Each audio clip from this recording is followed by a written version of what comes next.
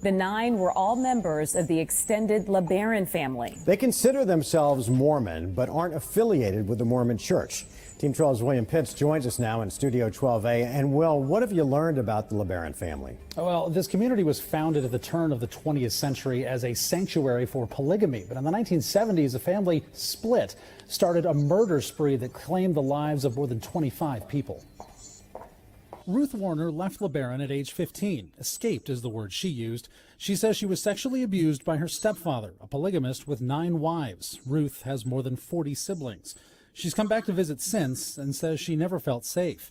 Benjamin LeBaron was murdered in 2009 after he spoke out against the cartels. Her father, Joel, and uncle, Ervil, 2 brothers, both believing they were prophets of God.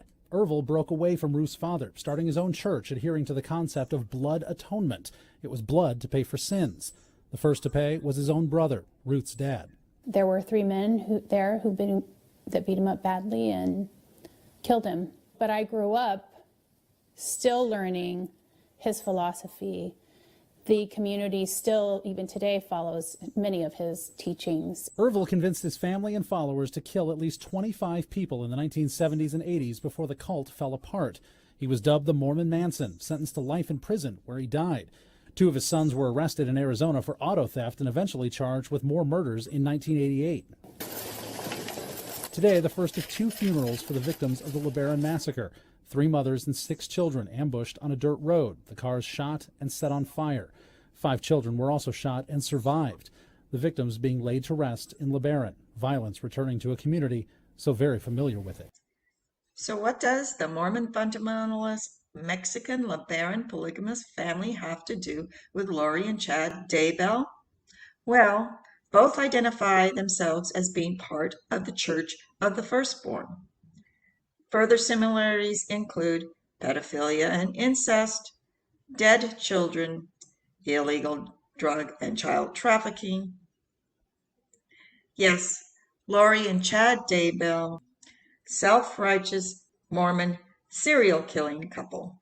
Lori and Chad Daybell, the Mormon prepper couple, now both sitting in jail in Rexburg, Idaho, suspected of killing not only 2 of their children, of Lori's children, but 2 of Lori's previous husbands, Chad Daybell's previous wife, and the attempted murder of one of Lori Daybell's in-laws.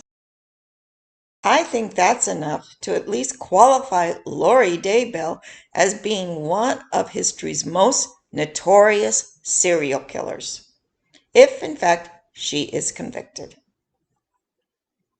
The reason why I'm revisiting this is the strange connection they have with the Church of the Firstborn that has not been, I don't believe, properly investigated. Well, it says she was told by Chad Daybell and Lori Vallow, this is Melanie Gibb, who was part of this Church of the Firstborn, but then defected after the bodies kept on winding up dead, after many bodies, until finally the children were missing. I guess that's when Melanie Gibb decided that she ought to turn state's witness. But she was told by the Vallows and Chad Daybell that they were part of the church called the Firstborn, and that their mission in that church was to lead the 144,000 mentioned in the book of Revelations. They stated that their mission was to rid the world of zombies, according to police documents. I'm going to read from the Mormon Polygamy Encyclopedia, in which the successor church to Ervil LeBaron speaks about the 144,000 and the gathering. Claiming to be the spiritual successor to Ervil LeBaron, founder of the Church of the Lamb of God, LeBaron organized the Millennial Church in the mid-1980s. According to a revelation that came to him in 1984, Ervil LeBaron was delivered by the Lord God from his enemies and now sits on the right hand of God.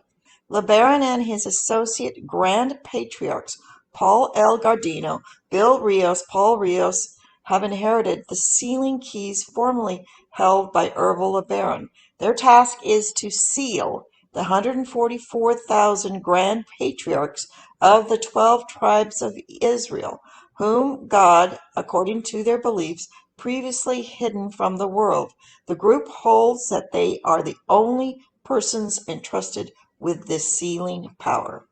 144,000, the gathering, according to Lori Vallow and Chad Daybell. Their poor prophet, however, disappeared in 1987. They fear that he has met the same fate of murder as many of their other patriarchs. But that's where that 144,000 comes in. It's herbal LeBaron, and it's being carried on by his offspring who are infiltrated into the normal community institutions such as the police department in Chandler.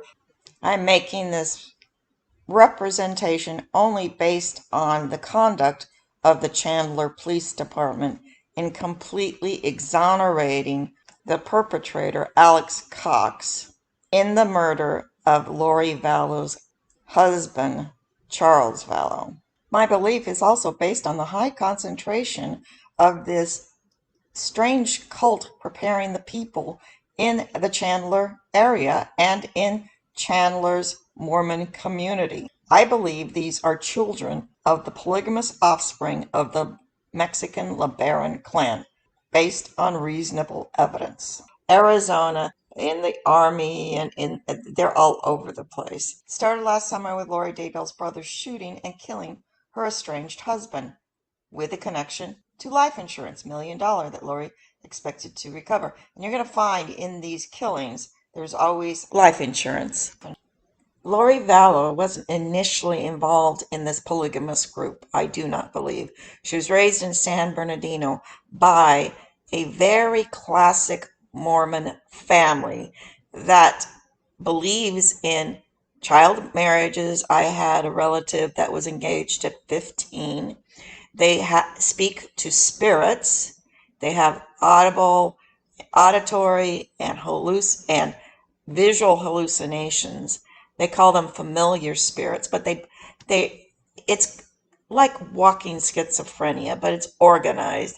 They can control themselves, but they believe they're superior, and they get engaged in just a lifetime activity of con games. Lori Cox's father was a tax evader. I mean, my relatives out of San Bernardino, they sold shares in non-existent gold mines in Nevada. It's just one con or grift followed by another con or grift.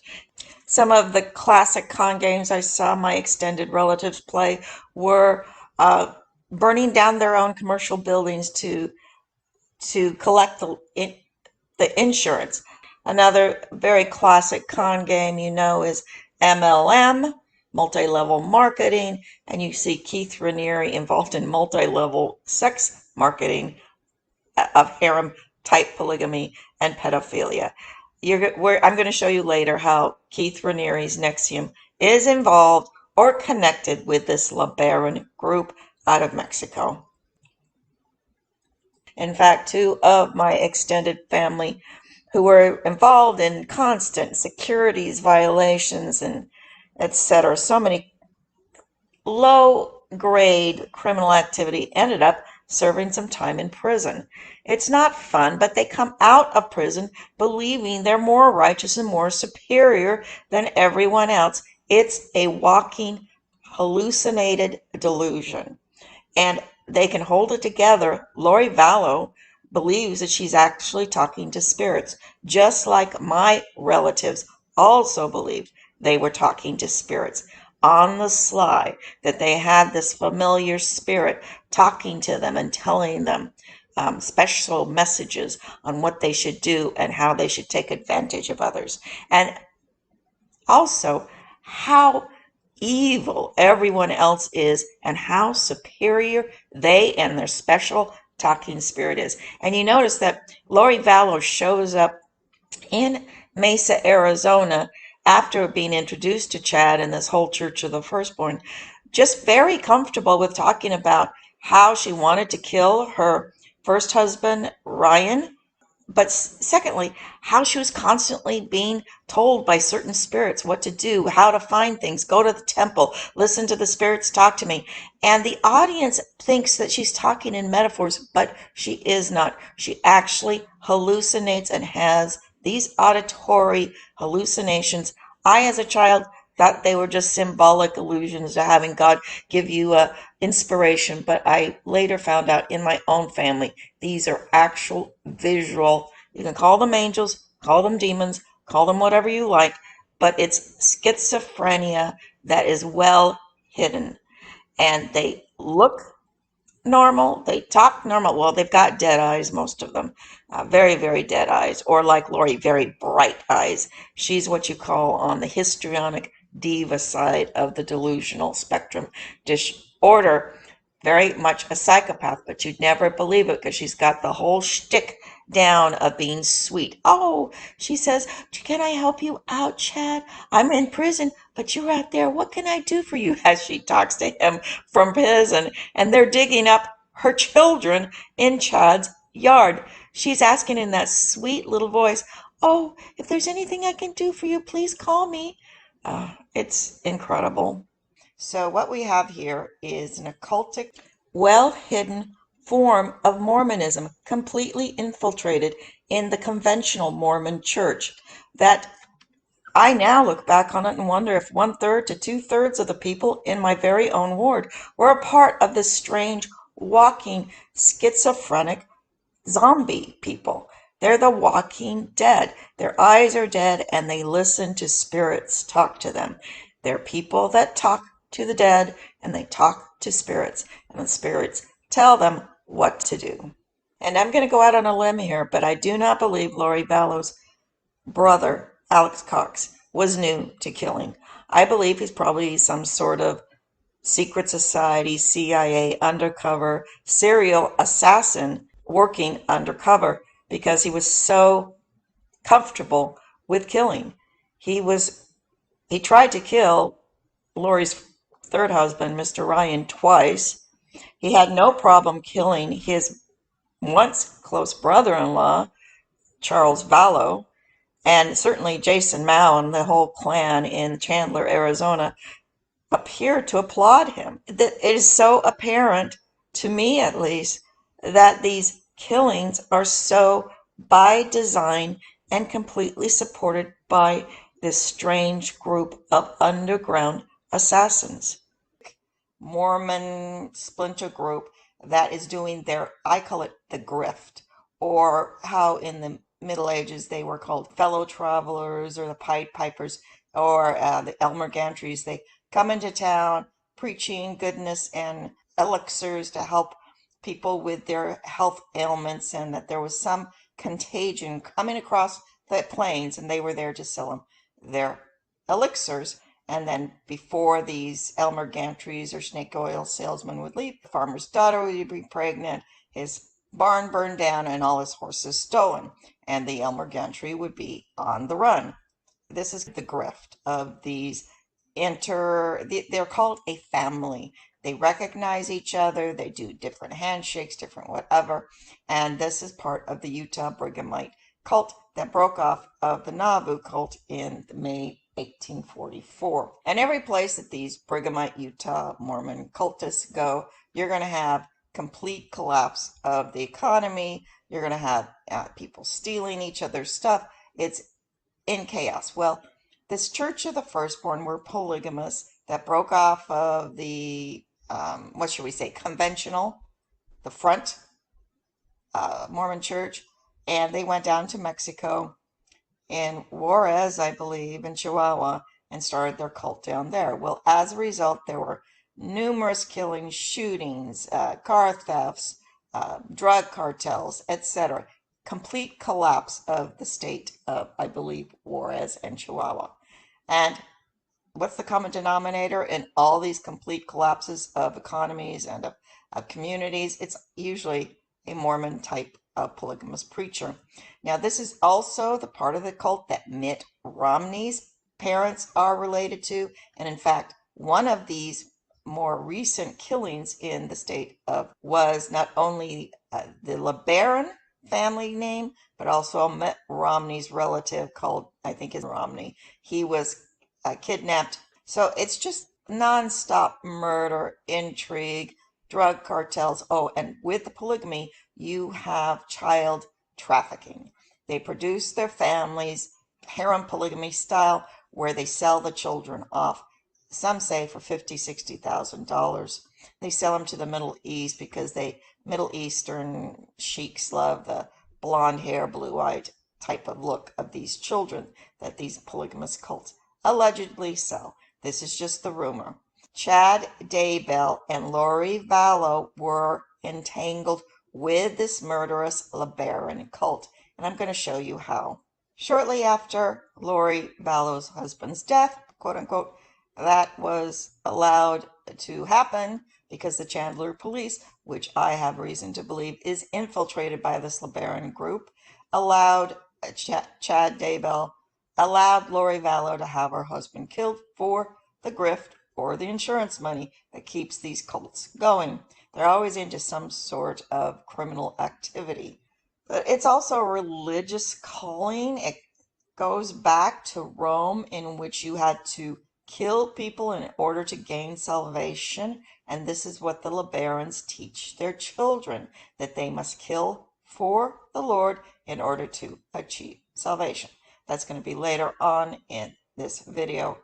But shortly after Vallow's death, Lori, his wife, who's part of the Church of the Firstborn, and the children moved where Chad Daybell lived.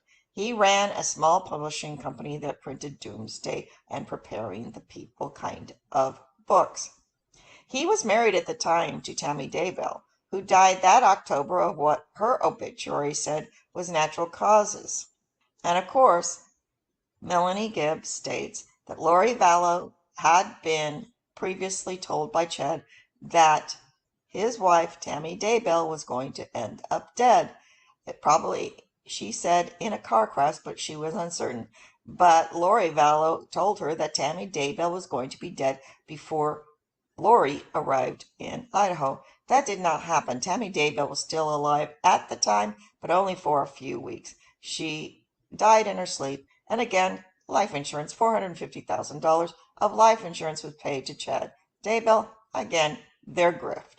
What do they kill for? Well, they say they're killing for the Lord, but the Lord always provides them with the life insurance proceeds. And criminals are infiltrated all through our government, all through police stations. I believe the Chandler police is just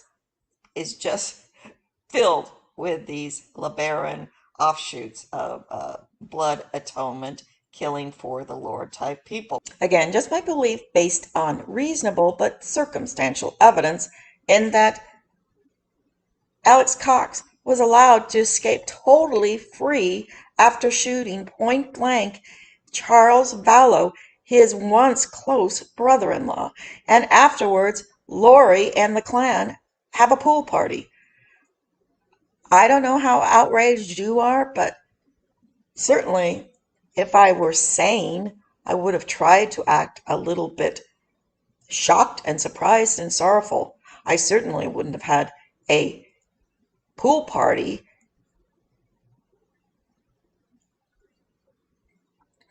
gloriously celebrating the extermination of my husband on that very same day. And who came to her pool party? Was it the neighbors who had witnessed the murder earlier, or was it, shall we say, Tammy Daybell's Chandler ward and the bishop? I don't know. I'm just giving a little bit of context to the absolute absurdity of this case. The Ervil LeBarons, the Mormon polygamists, are infiltrated, it appears, all through Arizona, San Diego, Mexico, Texas, Colorado, and now in Rexburg, Idaho, where they're preparing the people for one who's mighty and strong, and the end times, and the 144,000, whoever they might be. But Lori and Chad are going to be waiting in jail for this 144,000 patriarchs to arrive on the scene before the Messiah returns.